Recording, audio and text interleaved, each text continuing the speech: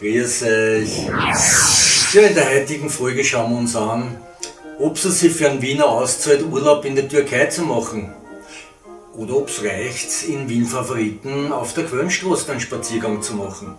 Ja, Insider wissen ja, dass der 10. Wiener Gemeindebezirk nicht umsonst den Spitznamen Little Istanbul trägt. Ja, und mich darf's nicht wundern, wenn Werbeplakate von einer gewissen Partei auftauchen, wo drauf steht, Wien darf nicht Istanbul werden. Oder hat's das nicht schon gegeben? Wurscht. Auf jeden Fall sind die Alice und ich dort hingeflogen, damit wir uns ein Büdel machen können. Also, wir waren jetzt nicht in Istanbul, aber dafür in Antalya. Und um es gleich vorwegzunehmen, also uns darf's nicht stören, wenn sie Wien von dort ein bisschen was anschauen tät. Die Leute dort sind extrem freundlich und hilfsbereit und nett dort. Ja, und das Essen ist auch fantastisch. Und schlecht war es natürlich auch nicht, wenn Wien einen Zugang zum Meer hätte. Ich meine, nichts gegen einen Neusiedlersee, aber gut. Aber jetzt schauen wir uns an, was es dort alles zu erleben gibt. Ja, und dazu haben wir uns eine Bewertung im YouTube-Stil ausgedacht. Daumen runter heißt so viel wie, na das hätten wir uns sparen können. Aber Daumen hoch. So schön kann das Leben sein. Und das schaut sich jetzt an. Viel Spaß!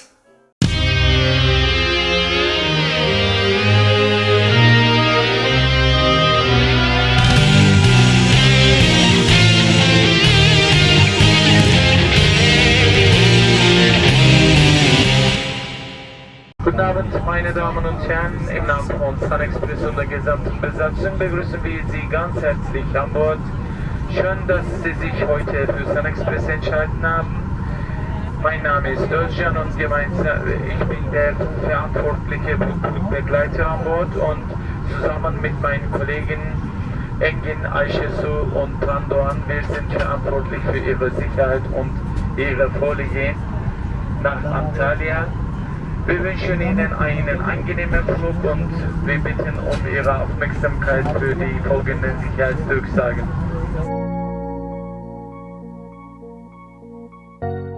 Geflogen sind wir mit der türkischen Airline SunExpress. Teuer war der Flug nicht. Und deshalb kann man sich nicht den Service von einer Thai Airways oder Eva Air erwarten.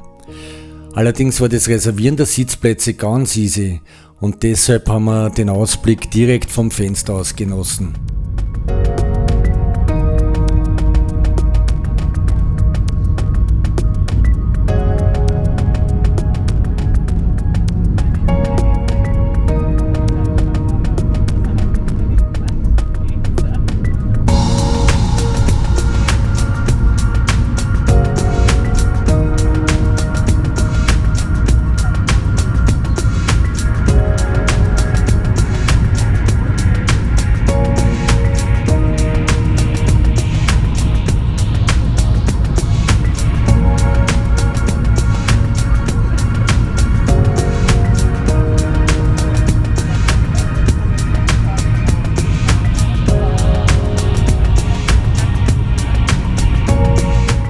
Der Flug, der war sehr ruhig und auch die Landung verlief butterweich. Und deshalb gibt es für die SunExpress einen Daumen hoch.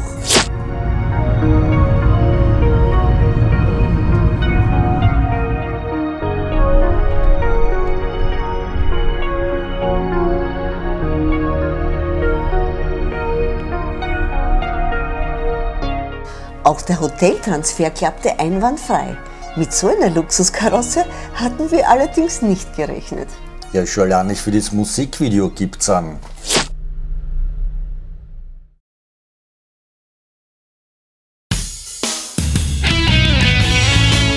Das Dogan Hotel liegt mitten in der Altstadt. Es hat mich sofort bezaubert.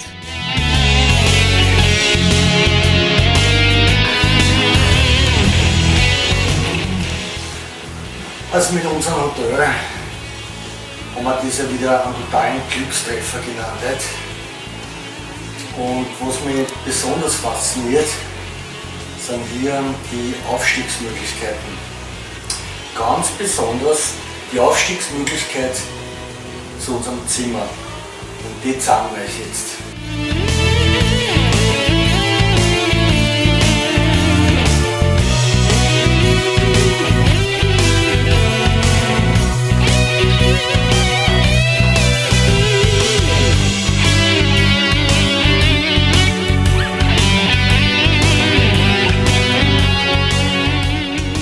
Als erstes möchte ich euch etwas über unser Hotelzimmer erzählen. Das Zimmer ist wunderbar und eigentlich auch wunderschön. Nur zum Beispiel für unsere Freunde, die größer sind wie wir zwei, also eigentlich für alle unsere Freunde, eignet sich dieses Zimmer nicht.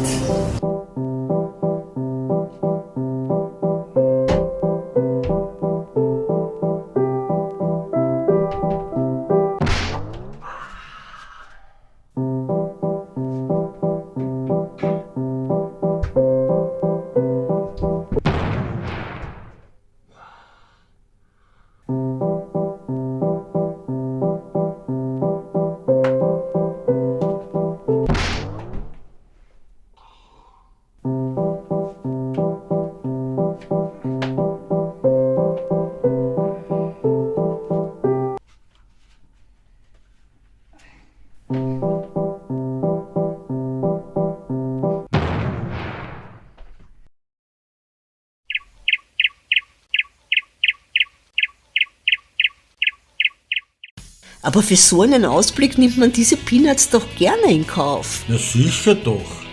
Kauft hat die Alice aber lieber Kopftabletten, als auf diesen Anblick zu verzichten. Ja, fairerweise muss man aber schon sagen, dass uns der Rezeptionist angeboten hat, das Zimmer nach einem Tag zu tauschen. Wollte meine Göttergattin aber nicht. Da das Frühstücksbuffet, der Pool und vor allem das tolle Personal extrem leiwand waren, gibt's für das Dogan Hotel, ja, und für das Zimmer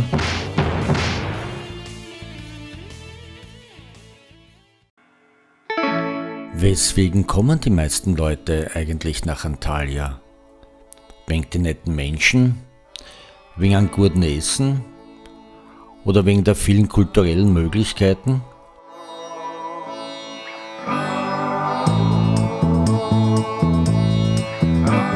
Ja, natürlich auch deshalb, aber vor allem wegen der Strände.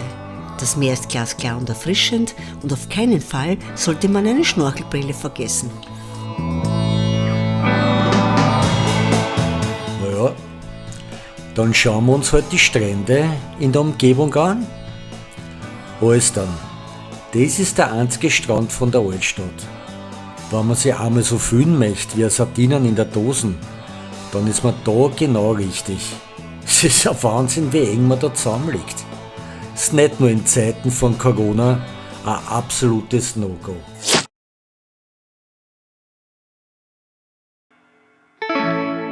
Sodala! Und jetzt schauen wir uns den Strand an, wo wir am öftersten waren. Der Konyaaltı Beach. Ha, ein schöner Hatscherer. Eine knappe Stunde haben wir da immer hin und her rennen müssen. Naja, aber das waren doch schöne Spaziergänge und man ist bei schönen Parks und tollen Lokalen vorbeigekommen. Ja, hast ja eh recht. Die Strandpromenade hat mir ja auch gut gefallen.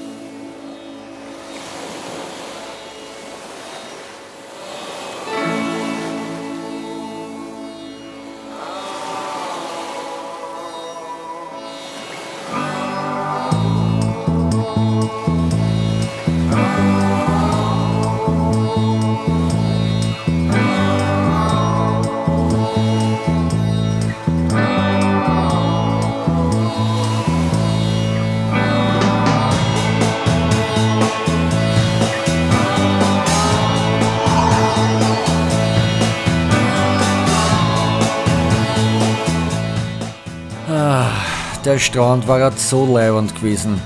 Aber dass alle Duschen hin waren, hat uns den Ausflug daher schon ein bisschen verleidet. Ja, das war ein wunderschöner Sandstrand. Für den haben wir die 1,5-stündige Fahrt gern in Kauf genommen. Ja, aber der Sand hat dann überall pickt. Und weil wir nicht duschen haben können, sind wir dann nach Olympus weitergefahren.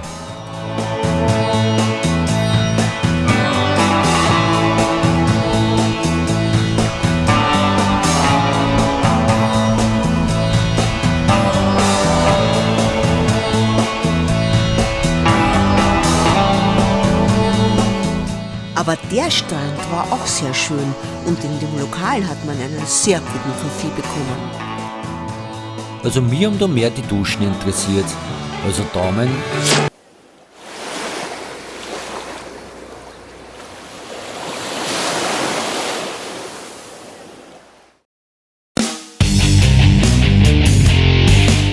Die Altstadt von Antalya ist einfach magisch.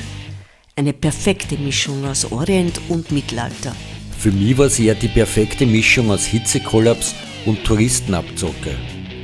Ja, und am Abend ist man sich vorgekommen wie so eine winzige Ameisen in einem riesigen Ameisenhaufen. Aber macht euch doch selber ein Büro. Ja, aber in den Bazars kriegt man nicht nur Klumper zu überhöhten Preisen. Ja, nicht nur. Aber Einheimische habe ich dort auch kein Einkaufen gesehen. Also Touristenneib ist dort kein Fremdwort.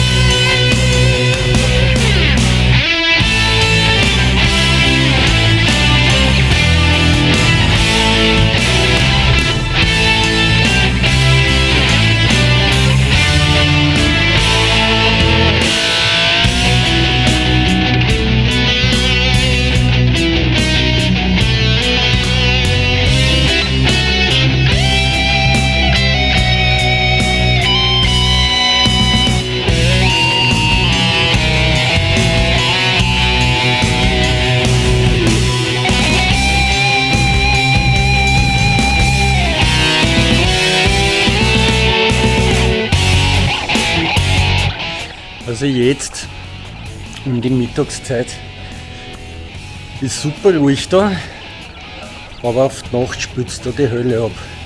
In jedem Lokal spielt eine andere Band, andere Musik, eine Kakophonie sondergleichen, angesoffene Leute, ich manchmal auch dabei.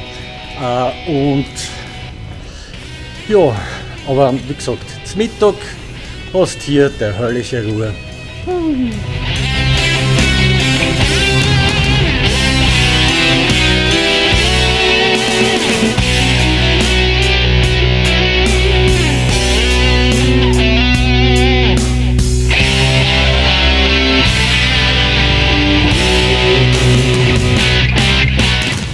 in jedem touristischen Ort gibt es auch in Antalya die sogenannten Ameisenstraßen, wo sie die Touristen durchschlängeln und durchquellen wie noch was, wo man kaum Platz zum irgendwas hat. Und kaum geht man 2 Schritte weiter nach rechts oder nach links, schaut es dann so aus. Ich weiß nicht, was der Mensch geritten hat, dass er sich immer dadurch zusammenlässt, was für andere sind. Mir gefällt es da auch das Bessere.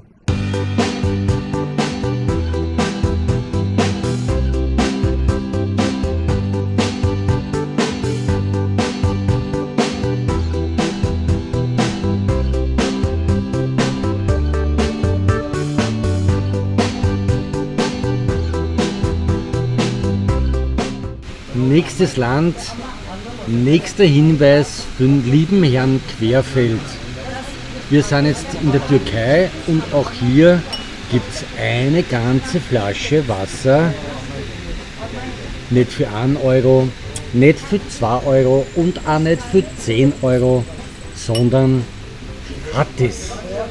Eine Flaschen Wasser, nur zum Trinken, gratis. Wenn es Herr Querfeld, so kann es auch.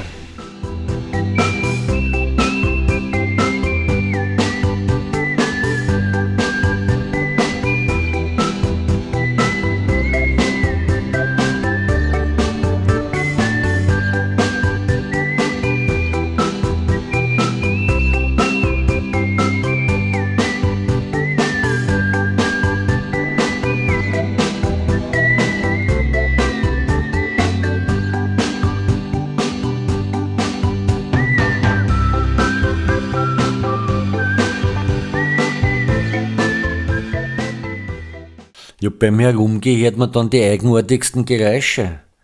Ein paar Mal am Tag hört man dann über Lautsprecher den Muezzin blären.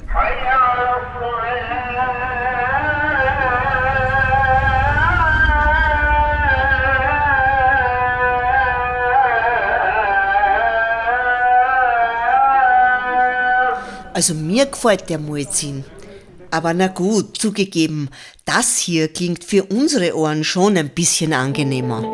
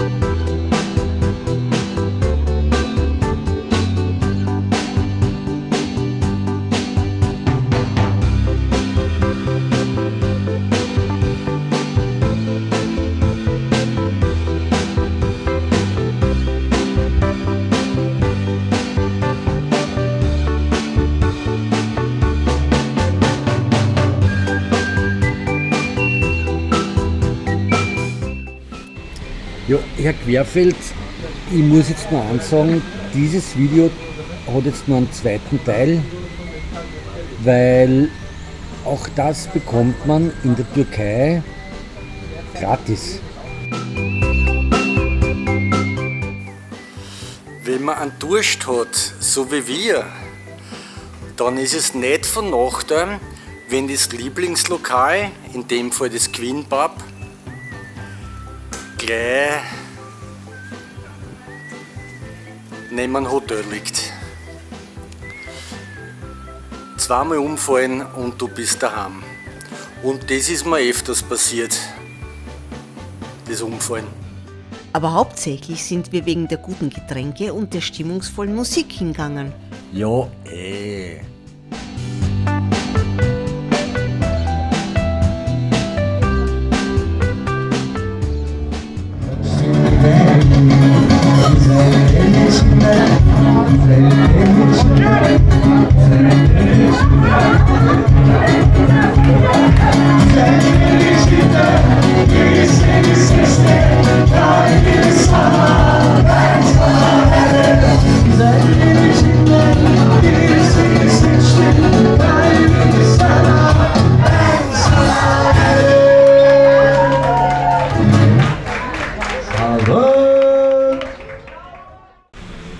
Entschuldigung, Herr Querfeld, ich bin's nochmal.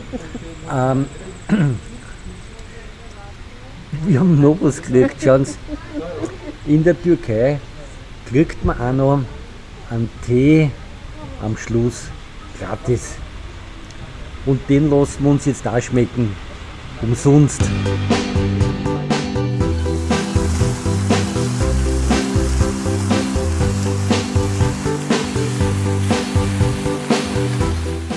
Im Kecili Park waren wir sehr gern, obwohl dort immer viel los war.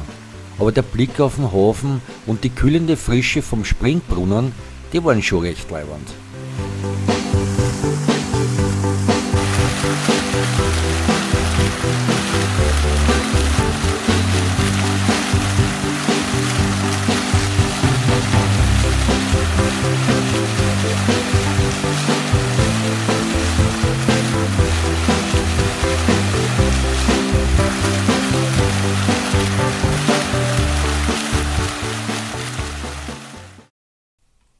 Naja, was soll man da jetzt noch sagen? Die Altstadt von Antalya verdient sie.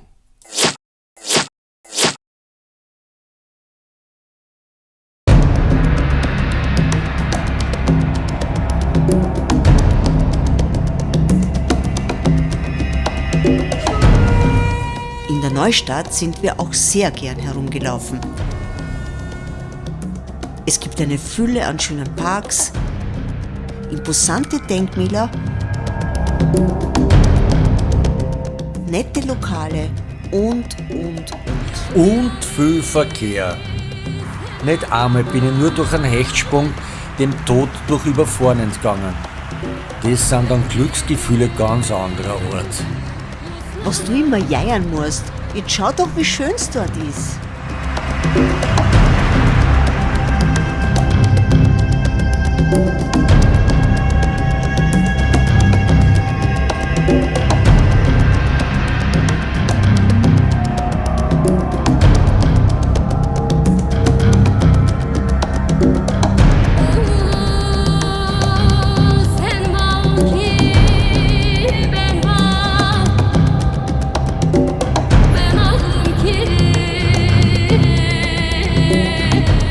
Und da haben wir jetzt die türkische MA48.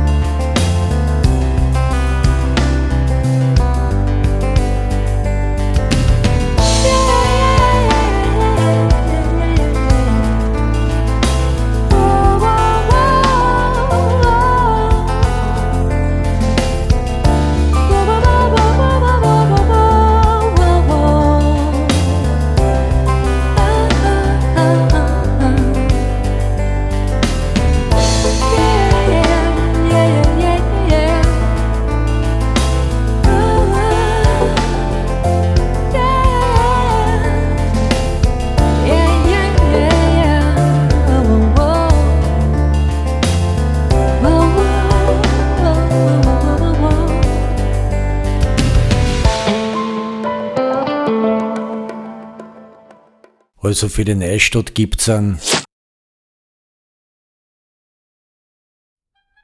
Rund um Antalya gibt es ja zahlreiche Naturschönheiten zu entdecken.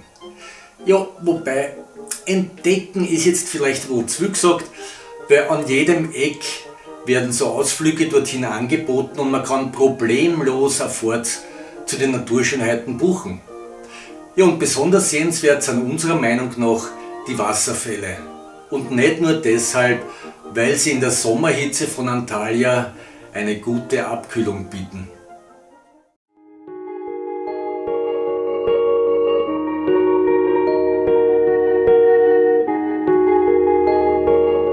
Für mich ist es immer ein Vergnügen, mit dem Boot unterwegs zu sein.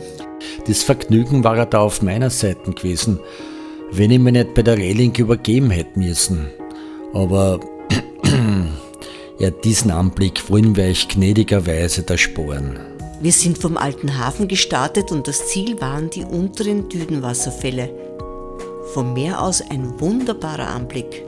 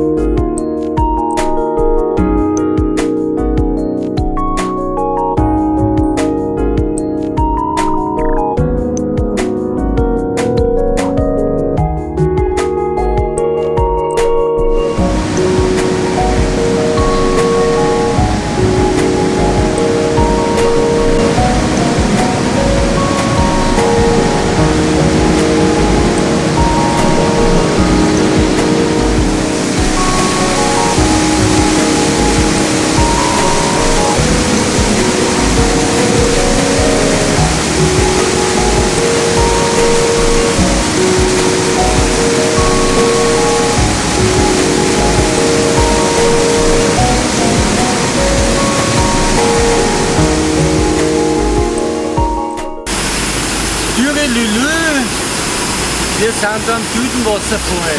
Ein wunderschöner Wasserfall. Schaut euch das an.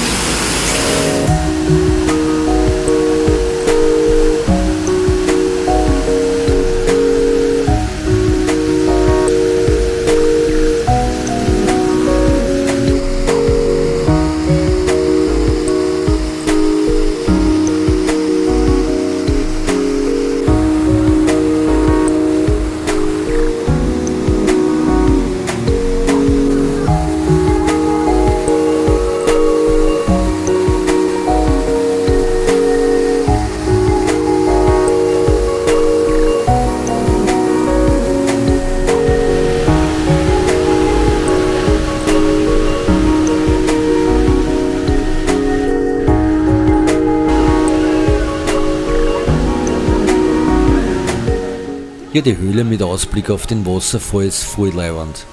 Man darf aber nicht so wasserscheu wie die Alice sein, die da nicht reingegangen ist.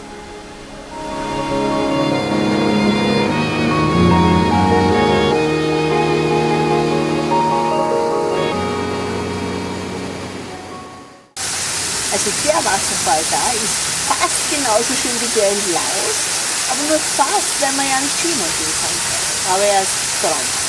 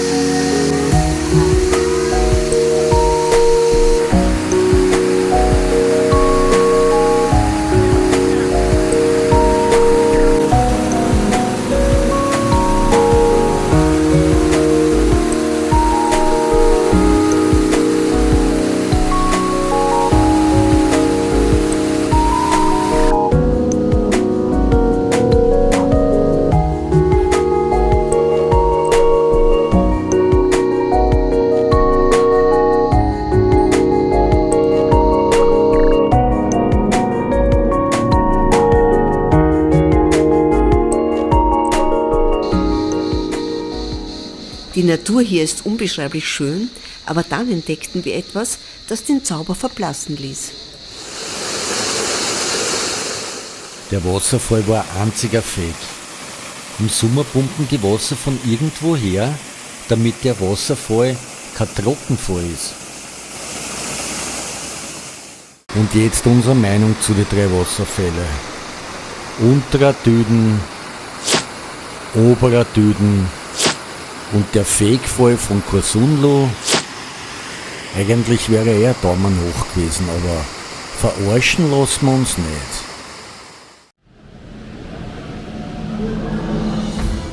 Ein kleines Highlight ist es, mit der Seilbahn auf den Tünek Tepe hinaufzufahren. So eine Seilbahnfahrt ist für so faule Leute wie mich genau das Richtige. Viel besser als zu Fuß rauf zum Hatschen.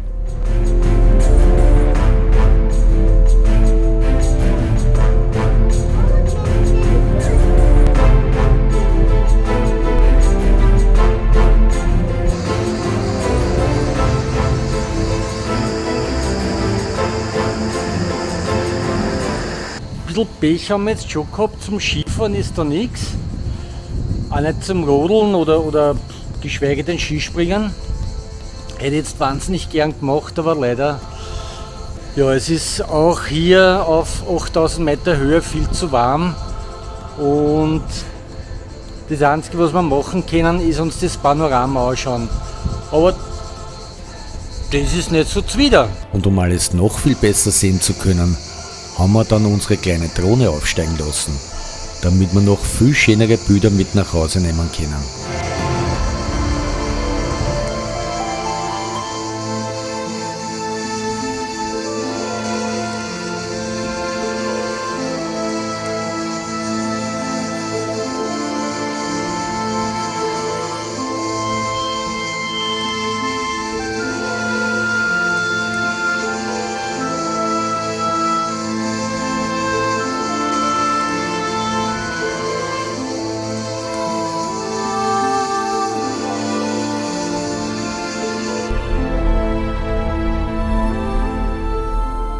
Auch diesem Ausflug geben wir einen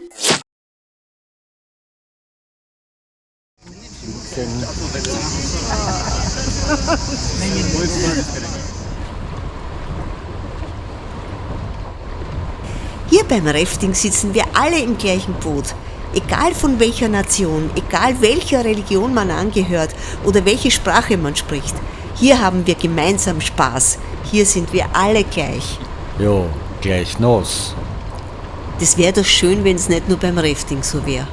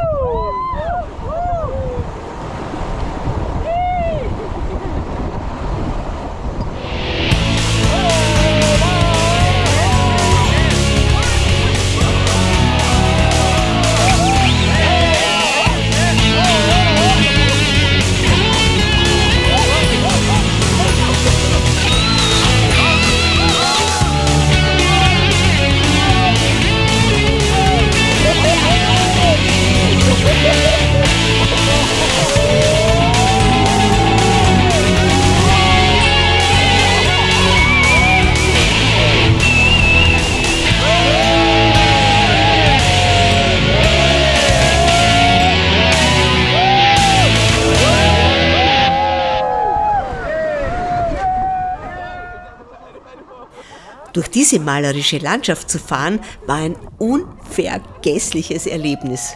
Das Rafting, das war wirklich eines der großen Highlights des Urlaubs und das sollte sich niemand entgehen lassen.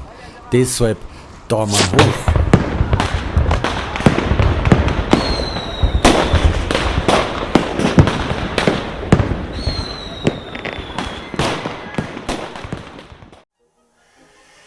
Ja, kulturell ist ja Antalya auch nicht schlecht aufgestellt. Sogar ein Kulturmuffel wie ich war von den Museen total beeindruckt. Das Folkloristische Museum in Kema haben wir so richtig inhaliert. Stimmt, das war gar nicht einmal so uninteressant, wie das Jörik-Nomadenvolk da früher gelebt hat.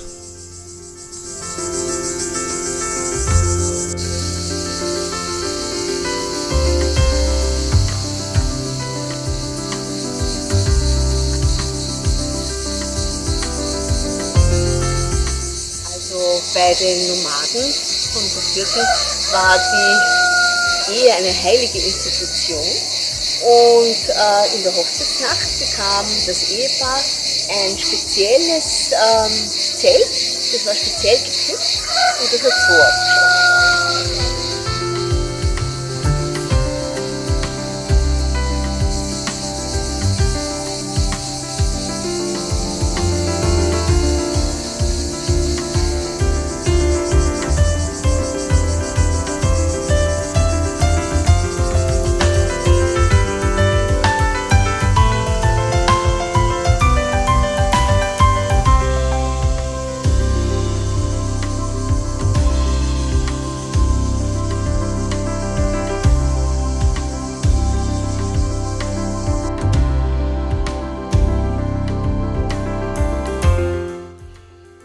Das nächste Mal kommen wir aber zu einem späteren Zeitpunkt, wo wir schon einen Hunger haben. Weil das Essen dort hat total geschmackig ausgeschaut und mir hat's leid da, dass wir so kurz nach dem Frühstück dort waren.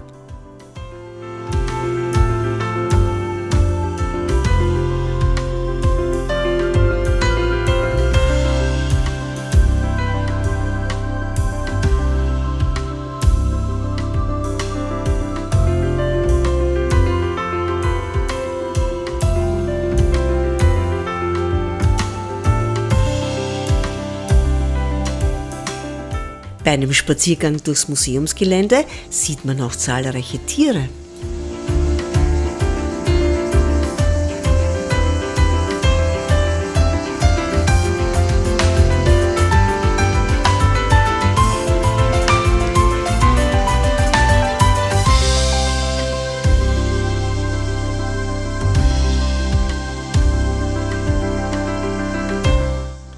Na schau dir was an. Wie zärtlich die Taube da zu ihrem Mann ist. Neidisch könnte man da werden. Au! Na, war das zärtlich genug?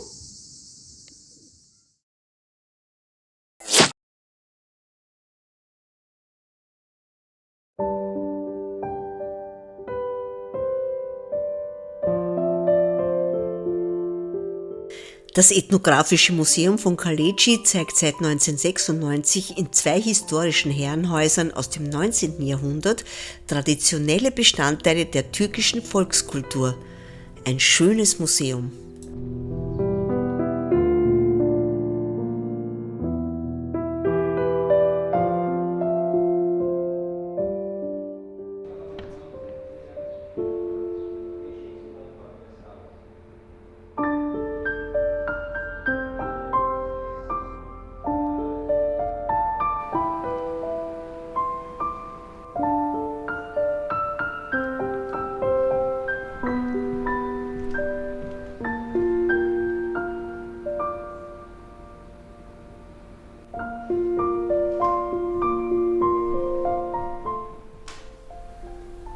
Da sieht man jetzt so Kalligraphien von den Osmanen und das beweist uns, dass nicht nur die Chinesen unleserlich schreiben haben können.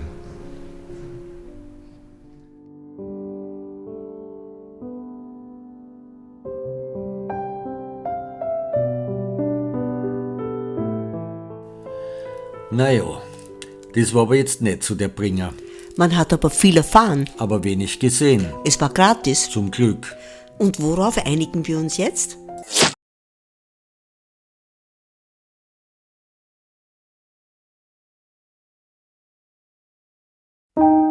Das Antalya-Museum ist eines der größten Museen der Türkei. Es sind über 5000 Kunstwerke ausgestellt, von der Steinzeit bis zur jüngeren Geschichte. Aber der Hauptteil zählt zur römischen Antike.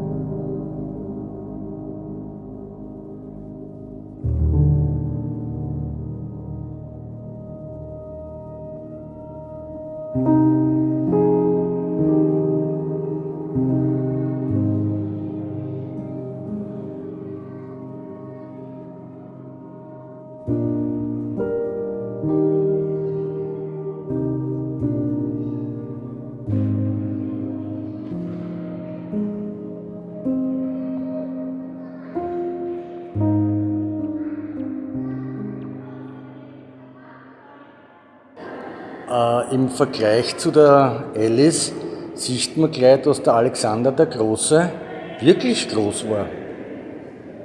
Da gibt es einfach nichts zu meckern. Das Museum ist wirklich spitze. In der Antike, da hat sie rund um Antalya auch ganz schön viel angespielt. Die alten Griechen und die Römer, die haben sich dort pudelwohl gefühlt. So wie die Alice und ich. So, meine lieben Freunde, wir befinden uns da jetzt im Theater von Aspendos Und das ist eine der vielen historischen Stätten aus der Römerzeit. Und das schauen wir uns jetzt an. Kommt's mit? Aspendos war eine antike Stadt in Kleinasien. Das größte Theater aus römischer Zeit ist super erhalten und es gibt auch heute noch Aufführungen.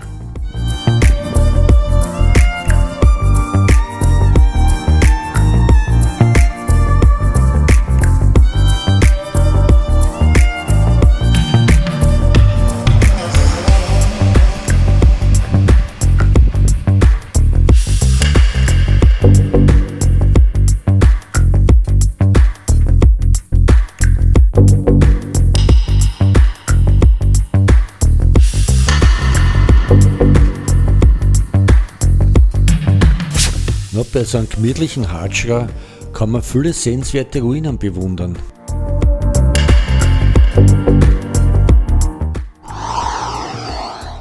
Alle Gebäude stammen aus der römischen Blütezeit des 2. und 3. Jahrhunderts nach Christi.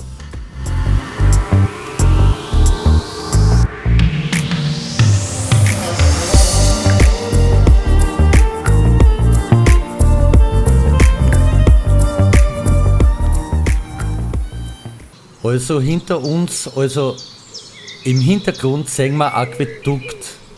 Das war bei den Römern eine Wasserleitung. Aber jetzt muss ich ehrlich sagen, eine Wasserleitung hätte ich jetzt selber gern. Weil bei der Hitze bin ich schon durstig, das ist ein Wahnsinn.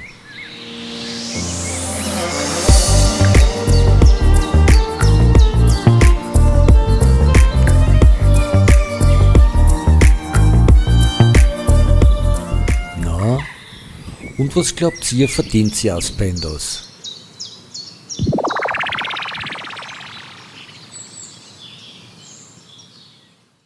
Also wir sind heute in Perge.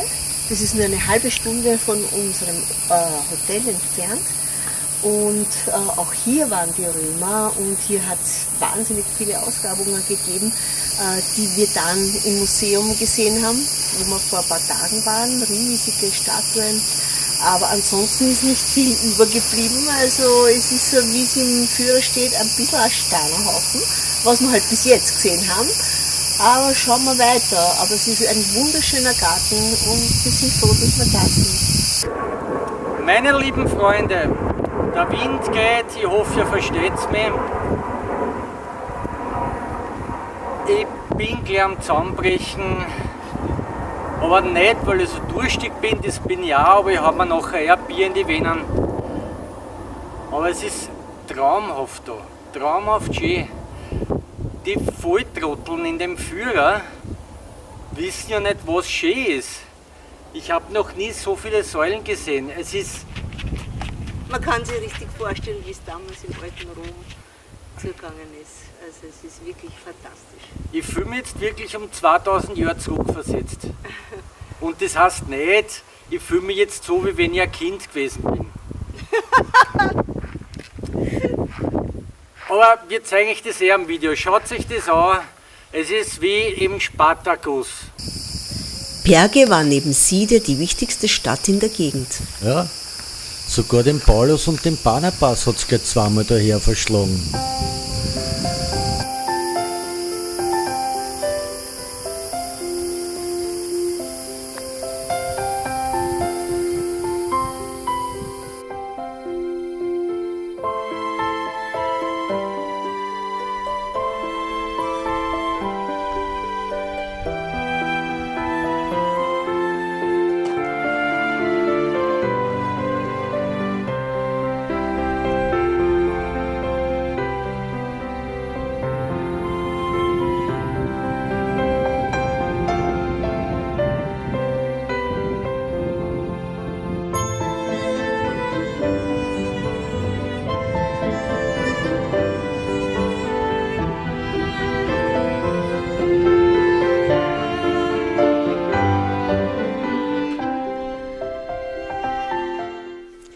Wenn man so zwischen den Ruinen herumschlendert, glaubt man 2000 Jahre zurückgereist zu sein und man kann sich in das Leben der Stadt so richtig hineinversetzen. Vielleicht ja, vielleicht auch nein. Aber Perge kriegt auf jeden Fall einen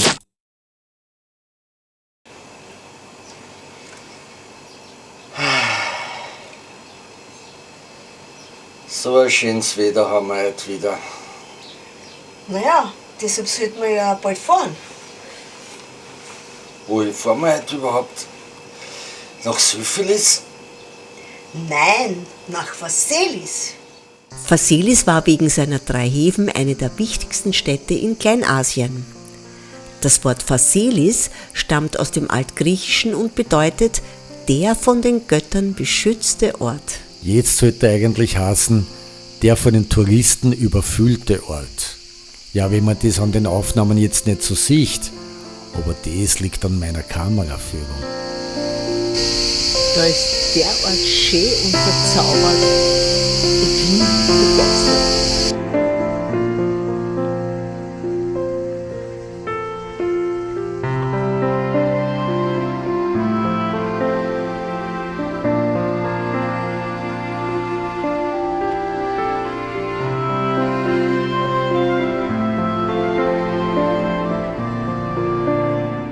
Damit wir uns von der Gegend ein Büdel machen können, habe ich meine Drohne steigen lassen.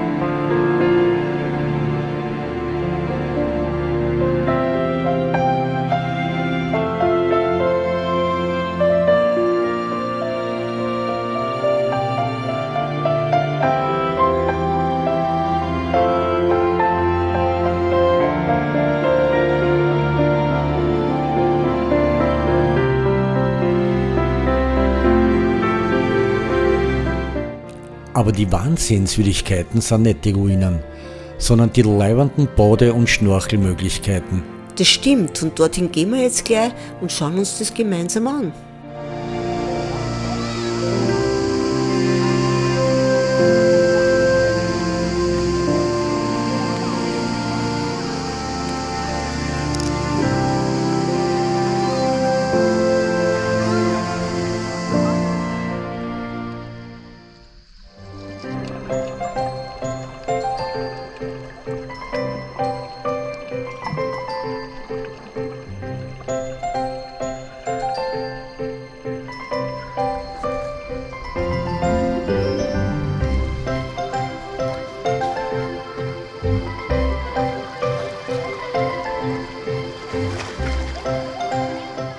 Naja, Phaselis kriegt von uns als antike Stadt einen und für die Strände einen.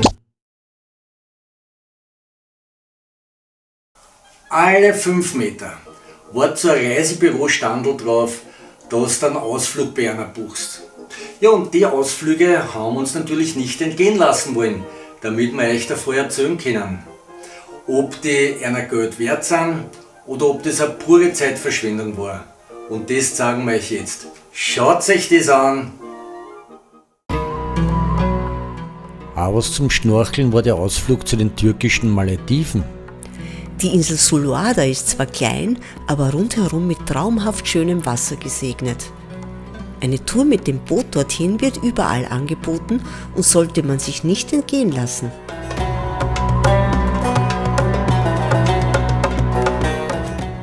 Dieser Bootstrip zu den malerischen Stränden war bezaubernd.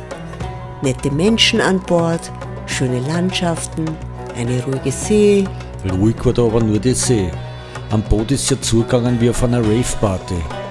Aus den Lautsprechern dröhnte mit ohrenbetäubender Lautstärke eine Musik, die man schon als Körperverletzung bezeichnen konnte.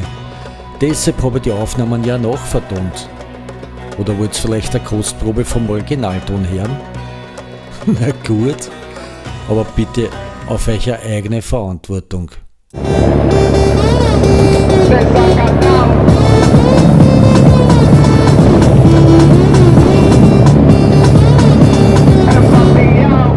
Na gut, ich glaub, das reicht. Das ist schon besser, gell? Aber sonst war der Ausflug ein Traum.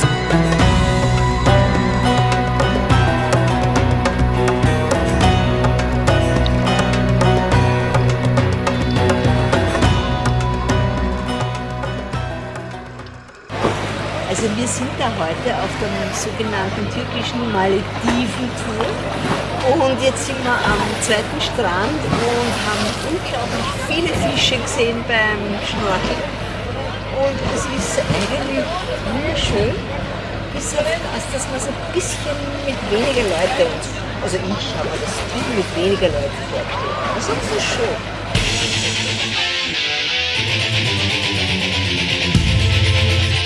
Daumen hoch für die Insel und das Schnorcheln. Ja, und für die Lärmbelästigung.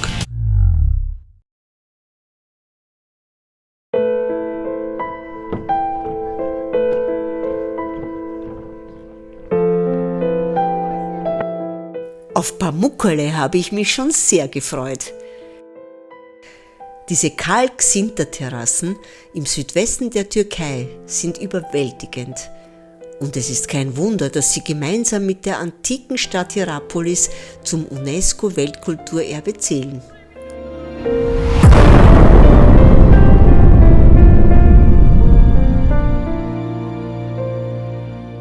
Schon schön, aber 4 Stunden mit dem Bus hin und 4 Stunden wieder zurück und die Millionen von Besuchern. Also das trübt die Freude schon ein bisschen. Tu nicht immer ranzen. Jetzt genieß die wunderschönen Bilder, die wir hier als würdigen Abschluss herzeigen.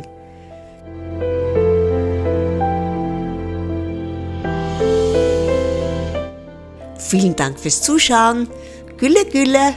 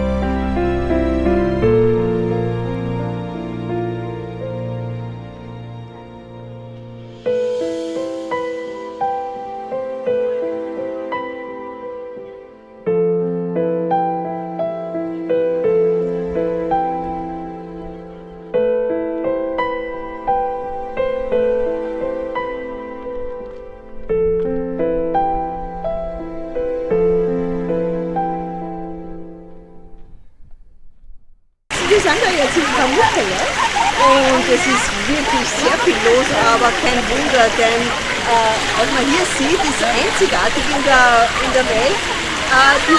Es heißt, glaube ich, Eisschloss übersetzt, Pamukkale, und es ist einfach unglaublich.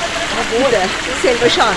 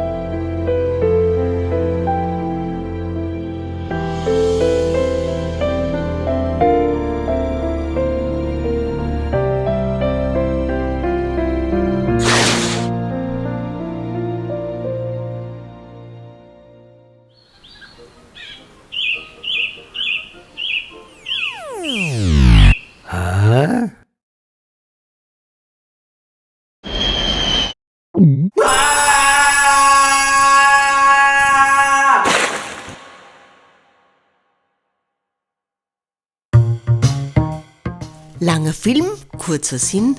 Für uns Wiener zahlt sich ein Urlaub in Antalya wirklich aus. Daher Daumen hoch. Und für den Händler, der mir den fliegenden Teppich angetragen hat.